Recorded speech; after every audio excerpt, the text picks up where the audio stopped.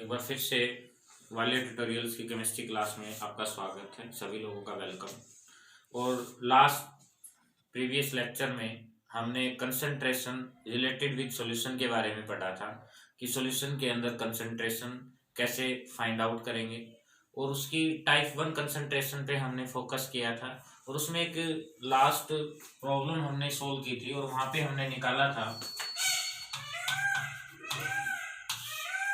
Weight of acetic acid, और वो आया हमारे पास 4.8 ग्राम। क्वेश्चन क्या था कि हमारे पास एसिटिक एसिड का सॉल्यूशन दिया गया था, उसके मोल दिए गए थे 0.2 mole of acetic acid. Volume हमारे पास था 400 ml। फाइंड आउट क्या करना था हमें वहां, वेट ऑफ एसिटिक एसिड। तो मोल पर लीटर की कंसंट्रेशन की हेल्प से इससे हमने ये फाइंड आउट किया, वो कितना आया 4.8 ग्राम। तो अब क्वेश्चन हमारे सामने है कि वो total volume of solution, total volume of solution 400 होना चाहिए, 400 ml। ऐसा नहीं है कि हमने कंटेनर लिया, उसमें 400 ml पानी डाल दिया और ऊपर से 4.8 ग्राम एसिटिक एसिड डाल दिया और हमारा सॉल्यूशन तैयार हो गया 400 ml। ऐसा नहीं कर सकते, क्योंकि अगर हम 400 ml वाटर लेकर के उसमें 4.8 ग्राम एसिटिक एसिड को डिजोल्व कर देते हैं तो उसका वेट बढ़ जाएगा, सॉल्यूशन का वेट बढ़ जाएगा। हमें तो 400 तैयार करना है। कितना तैयार करना है? 400। तो इसके लिए हमें क्या करना पड़ेगा? तो ध्यान देने वाली बात है कि हम एक कंटेनर लेंगे और इस कंटेनर के अंदर यहाँ पे हमने चिन्हित कर दिया 400 ml, मतलब एक सिंबल है यहाँ पे कि यहाँ तक 400 ml सॉल्यूशन आ सकता है। फिर हम क्या करेंगे, इस कंटेनर के अंदर हल्का सा पानी डालेंगे और पानी डाल करके एसिटिक एसिड को इसमें अच्छे से डिजोल्व कर देंगे। 4.8 ग्राम एसिटिक एसिड डिजोल्व। बात समझ में आई? क्या करना है, हल्का सा पानी डाला, उसके अंदर 4.8 ग्राम एसिटिक एसिड डाला और खूब अच्छे से डिजोल्व कर दिया। डिजोल्व करने के बाद इसमें पानी डालते रहेंगे। कब तक डालते रहेंगे? जब तक हमारा सॉल्यूशन 400 न हो जाए। तो यहाँ तक हम डाल देंगे और हमारे पास वॉल्यूम ऑफ सॉल्यूशन 400 ml आ जाएगा। तो इस तरह से ध्यान रखना है कि हम जो जितना सॉल्यूशन का वॉल्यूम हमें चाहिए वो हम किस तरह से तैयार कर सकते हैं। सोल्यूट 4.8 ग्राम है, अच्छी बात है। सोलवेंट 400 ग्राम हमने ले लिया और ऊपर से सोल्यूट हमने ऐड कर दिया, मिक्स कर दिया, तो उसका मतलब ये नहीं कि हमारा सॉल्यूशन 400 तैयार हो गया। हमें ध्यान देना है कि 400 ml हमें कैसे तैयार करना है। कंटेनर लिया, कंटेनर के अंदर हल्का सा पानी डाला, 4.8 ग्राम उसमें सोल्यूट डाला, खूब अच्छे से हिला डुला के मिक्स कर दिया। उसके बाद धीरे धीरे इसमें पानी ऐड करते रहेंगे। कब तक ऐड करते रहेंगे? जब तक सॉल्यूशन 400 न हो जाए, 400 ml। तो ये हमारा 400 ml तैयार होगा। इस प्रकार से हम सॉल्यूशन तैयार कर सकते हैं। अब एक बात को थोड़ा सा और आगे बढ़ा देते हैं, इसको थोड़ा सा और आगे बढ़ाते हैं। तो हमने ये कंसंट्रेशन पढ़ी, ग्राम पर लीटर कंसंट्रेशन के बारे में हमने कुछ फोकस किया, मोल पर लीटर पे भी हमने फोकस किया, और इक्विवेलेंट पर लीटर कंसंट्रेशन के बारे में भी हमने पढ़ा। अब इन तीनों को इंटर कन्वर्ट कर सकते हैं। इस ग्राम पर लीटर कंसंट्रेशन की हेल्प से ये इसमें कन्वर्ट किया जा सकता है, इससे इसमें भी इसको कन्वर्ट किया जा सकता है। इसको हम एक एग्जांपल लेकर के समझेंगे कि इन तीनों कंसंट्रेशन को इंटर कन्वर्ट कैसे कर सकते हैं। मान लो मेरे पास 10% aqueous NaOH सॉल्यूशन है, तो बात हमें इसको समझने की है कि मैंने लिखा 10% एक्वस NaOH सॉल्यूशन। इसका मीनिंग क्या है कि इस सॉल्यूशन के अंदर 10 ग्राम NaOH है, 10 ग्राम NaOH प्रेजेंट इन सॉल्यूशन। तो ये ग्राम पर लीटर कंसंट्रेशन दी गई है, मोल पर लीटर कंसंट्रेशन में कन्वर्ट करना है। तो मोल पर लीटर कंसंट्रेशन का फार्मूला क्या था, moles of solute divide by volume of solution in litre. तो 10 ग्राम तो मोल्स ऑफ सोल्यूट, तो यहां से मोल आसानी से निकाल सकते हैं। गिवन वेट क्या है 10 ग्राम, तो मोल्स ऑफ NaOH क्या आ जाएगा 10। इसका मोलिकुलर वेट कितना आएगा 40, तो यहां से इसके मोल्स आ जाएंगे। समझ में आया? क्या किया कि मोल्स ऑफ NaOH निकाल लेंगे और मोल्स ऑफ NaOH यहां रख देंगे, तो ये वाली कंसंट्रेशन इसमें कन्वर्ट हो जाएगी। ये क्या था, अगर हमें इक्विवेलेंट पर लीटर में कन्वर्ट करनी है तो इसका फार्मूला क्या था, gram equivalent of solute, gram equivalent of solute upon volume of solution in litre. तो ग्राम इक्विवेलेंट ऑफ सोल्यूट का फार्मूला क्या था, ग्राम इक्विवेलेंट ऑफ सोल्यूट। इसका फार्मूला क्या था, इसका फार्मूला था wait of solute divide by equivalent weight of solute. तो वेट ऑफ सोल्यूट है 10, इक्विवेलेंट इसका आएगा, इक्विवेलेंट वेट अगर हम निकालना चाहें तो मोलिकुलर वेट कंपाउंड का कितना आएगा 40 डिवाइड बाय टोटल चार्ज 1, तो इक्विवेलेंट वेट भी 40। तो हमने देखा कि इस प्रकार हम इस वाली कंसंट्रेशन, अगर ये कंसंट्रेशन दी गई है तो ग्राम पर लीटर कंसंट्रेशन को मोल पर लीटर में भी चेंज कर सकते हैं और इक्विवेलेंट पर लीटर के अंदर भी चेंज किया जा सकता है। कैसे चेंज किया जा सकता है, एग्जांपल देख करके हमने इसको अच्छे से समझ लिया। तो ध्यान देना है कि इन तीनों कंसंट्रेशंस को इंटर कन्वर्ट किया जा सकता है। ग्राम पर लीटर कंसंट्रेशन से मोल पर लीटर कंसंट्रेशन निकाल सकते हैं, इक्विवेलेंट पर लीटर कंसंट्रेशन हम फाइंड आउट कर सकते हैं। अब बात को थोड़ा सा और आगे बढ़ाते हैं।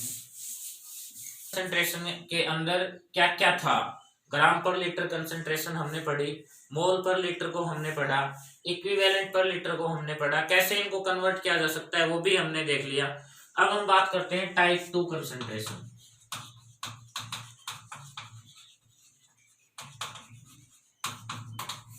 टाइप 2 कंसंट्रेशन, टाइप 2 कंसंट्रेशन में फर्स्ट है हमारे पास मोलैरिटी, वेट ऑफ सोल्यूट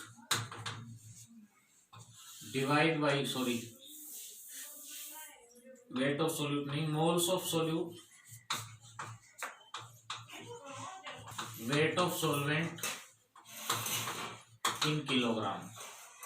ध्यान दिया, मैंने जब इस कंसंट्रेशन के बारे में बताना आपको स्टार्ट किया था तो मैंने वहां कंसंट्रेशन में एक बात बताई थी कि एक टर्म ऐसी आएगी जहां पे इस लीटर की जगह किलोग्राम होगा, तो ये आ गया किलोग्राम दिखाई दे रहा है। मैंने वहां पे कहा था कि किसी और टॉपिक पे हम बात करेंगे तब इस बात के बारे में हम देखेंगे, तो वो हमें दिखाई दे रहा है कि यहाँ पे किलोग्राम है। तो ये मोलैरिटी है।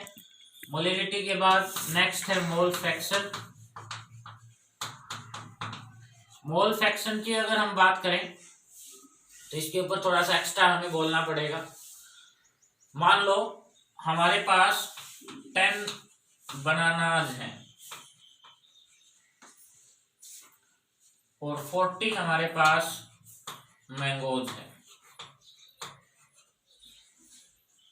10 क्या है हमारे पास बनानाज और 40 क्या है हमारे पास मैंगोज।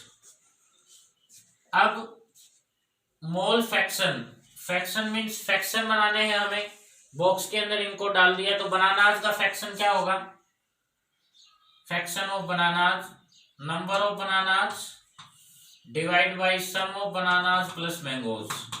बनानाज कितने हैं 10, टोटल सम 10 + 40 10/50। तो यहां से बनानाज का फ्रैक्शन कितना आ गया 1/5।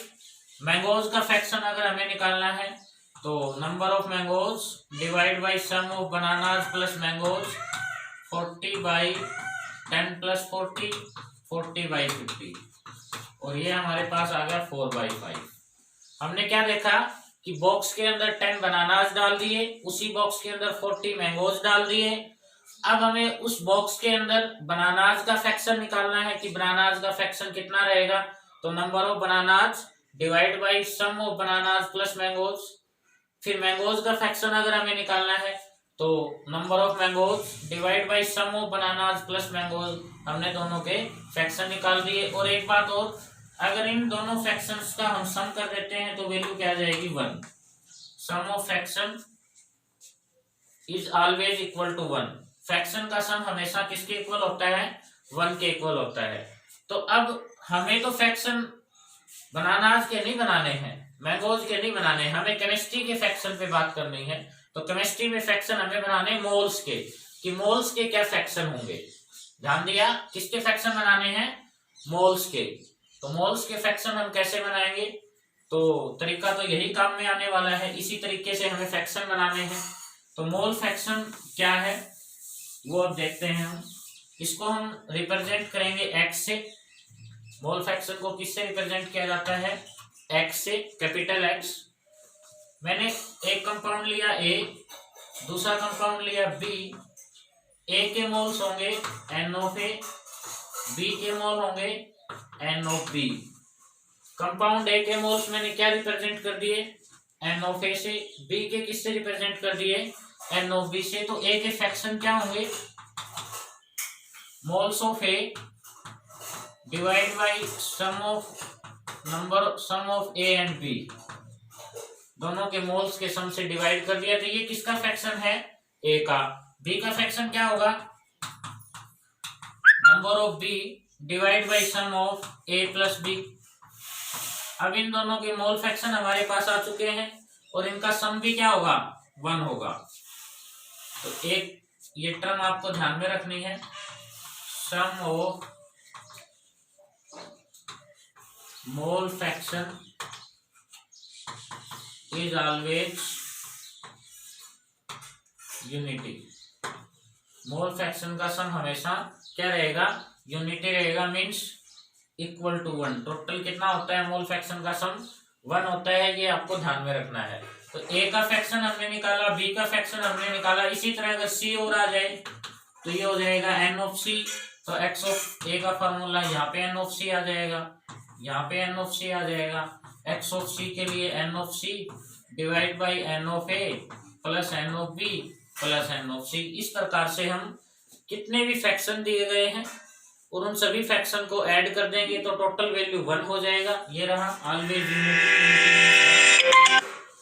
Is that clear. तो फ्रैक्शन क्या है वो हमने अच्छे से देखा। मोल फ्रैक्शन का सम क्या होता है यूनिटी होता है, ये भी आपको ध्यान में रखना है। तो इन जनरल बता देता हूं अब मैं कि 2 फ्रैक्शन लिए थे ए और बी के। तो X of A plus X of B equal to 1, X of B is equal to 1 minus X of A. अगर हमें दोनों के फ्रैक्शन दिए गए हैं, एक के फ्रैक्शन है तो दूसरे के फ्रैक्शन हम आसानी से निकाल सकते हैं। मान लो इसके फ्रैक्शन हमारे पास हैं तो इसका क्या होगा 1 माइनस एक्स ऑफ ए। अगर इसके हैं तो इसका क्या होगा 1 माइनस एक्स ऑफ बी। तो इस प्रकार से हम हमारे फ्रैक्शन हम निकाल सकते हैं। तो ये था मोल फ्रैक्शन पे कि मोल फ्रैक्शन क्या होता है। मोल फ्रैक्शन के बाद नेक्स्ट हमारे पास आता है परसेंटेज बाय वेट। कंसंट्रेशन क्या है परसेंटेज बाय वेट, या वेट परसेंटेज भी कह सकते हैं। तो यहाँ क्या होगा wait of solute divide by weight of solution into 100, ये भी ग्राम में, ये भी ग्राम में। Wait of solute in gram divide by weight of solution in gram into 100। हमारे पास परसेंटेज बाय वेट या वेट परसेंटेज आ जाएगा। इसको रिप्रेजेंट कर सकते हैं हम इससे, वेट बाय वेट से, ठीक है। इसी तरह से एक होता है हमारे पास पार्ट्स पर मिलियन। ये भी एक कंसंट्रेशन है हमारे पास, पार्ट्स पर मिलियन। तो ये होगा number of moles of solute divide by volume of solution in litre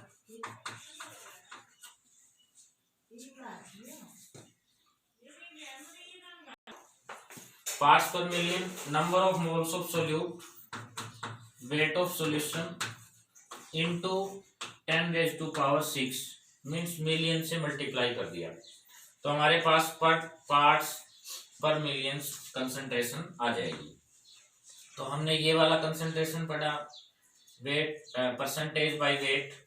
तो फार्मूले पे ज्यादा फोकस नहीं करना है, इसका मीनिंग हमें अच्छे से समझ में आना चाहिए। जैसे ये है, इसका मीनिंग क्या है, मान लो मेरे पास 20% aqueous सॉल्यूशन ऑफ ग्लूकोज है, 20% aqueous सॉल्यूशन ऑफ ग्लूकोज।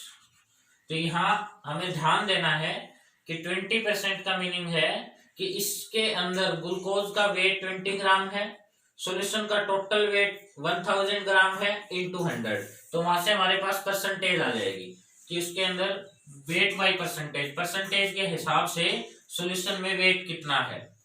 तो हमें मीनिंग पे फोकस करना है, फार्मूले पे ज्यादा फोकस नहीं करना है। इसका मीनिंग हमें समझ में आना चाहिए कि ये कहना क्या चाह रहा है, कि परसेंटेज बाय वेट कैसे आएगा, पार्ट्स पर मिलियन कैसे आएगा, मोल फ्रैक्शन क्या है, मोलिलिटी क्या है। अब हम बात कर लेते हैं कि टाइप 1 कंसंट्रेशन और टाइप 2 कंसंट्रेशन में डिफरेंस क्या है। तो टाइप 1 कंसंट्रेशन और टाइप 2 कंसंट्रेशन में डिफरेंस है तापमान का, टेम्परेचर का। ये जो कंसंट्रेशन है इनके ऊपर टेम्परेचर का कोई इफेक्ट नहीं होता, इनके ऊपर टेम्परेचर का कोई इफेक्ट नहीं होगा। कैसे नहीं होगा, जैसे अगर मान लो हमारी बॉडी का वेट 60 किलोग्राम है और 60 किलोग्राम अगर हमारा वेट है तो टेम्परेचर कम हो ज्यादा हो, वेट तो वेट रहेगा, 60 का 60 ही रहेगा, चाहे टेम्परेचर बढ़ जाए चाहे टेम्परेचर कम हो जाए, उसके ऊपर कोई इफेक्ट थोड़ी ना आने वाला है। जैसे मोल फ्रैक्शन है, मान लो हमारे पास 10 रुपए का एक नोट्स है तो टेम्परेचर कम ज्यादा हो 11 का थोड़ी हो जाएगा, 10 रुपए का ही रहेगा। तो इनके ऊपर टेम्परेचर का कोई इफेक्ट नहीं हो सकता। तो टाइप 2 कंसंट्रेशन और टाइप 1 में डिफरेंस किसका है, टेम्परेचर का। Type 2 concentration do not affected by temperature, लेकिन टाइप 1 कंसंट्रेशन में वॉल्यूम है और वॉल्यूम हमेशा टेम्परेचर की वजह से इफेक्ट होता है। जैसे जनरली अगर हमने किसी बॉडी का टेम्परेचर बढ़ा दिया तो उसका वॉल्यूम थोड़ा सा बढ़ जाएगा, अगर उसको हम गर्म करेंगे तो वॉल्यूम थोड़ा सा बढ़ जाएगा। तो मतलब इतना चेंज तो नहीं आता बट थोड़ा सा उसमें चेंज आ जाता है। तो हमें ध्यान रखना है कि जहां जिस कंसंट्रेशन में वॉल्यूम होगा उस कंसंट्रेशन पे टेम्परेचर का इफेक्ट होता है, और जिस कंसंट्रेशन में वॉल्यूम नहीं होता उसके ऊपर टेम्परेचर का कोई इफेक्ट नहीं होगा। यही डिफरेंस है कि टाइप 1 और टाइप 2 में कि टेम्परेचर की वजह से इन कंसंट्रेशंस पे कोई इफेक्ट नहीं आएगा और टाइप 1 कंसंट्रेशन में टेम्परेचर की वजह से इफेक्ट आ जाता है। इसी पे क्वेश्चन बन जाता है कि हमारे पास दो टर्म है, एक तो मोलेरिटी है और एक और हमने वहां पे पढ़ी थी पिछले वाले लेक्चर में मोलेरिटी। इन दोनों में कौन सी better term for concentration, molarity and molarity, which term is better term of concentration. तो हमें ध्यान रखना है molality is better term of concentration as compared to molarity. Why? Because molarity do not change with temperature but molarity change with temperature.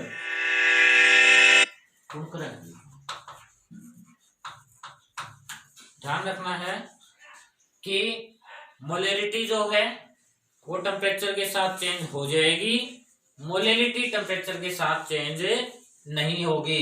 इसीलिए molarity is better term but molarity is not better term of concentration. ये भी आपको ध्यान में रखना है। एक दो और छोटे छोटे फार्मूले हैं हमारे पास, वो फार्मूले क्या हैं, एक कंसंट्रेशन हमारे पास होता है weight by weight,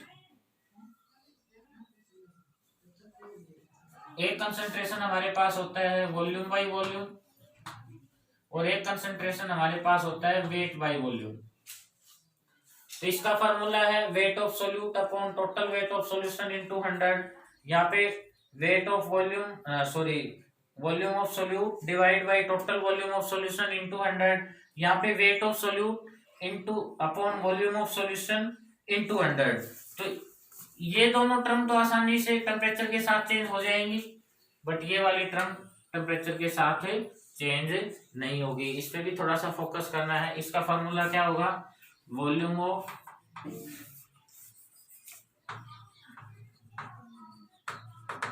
solute upon volume of solution into 100।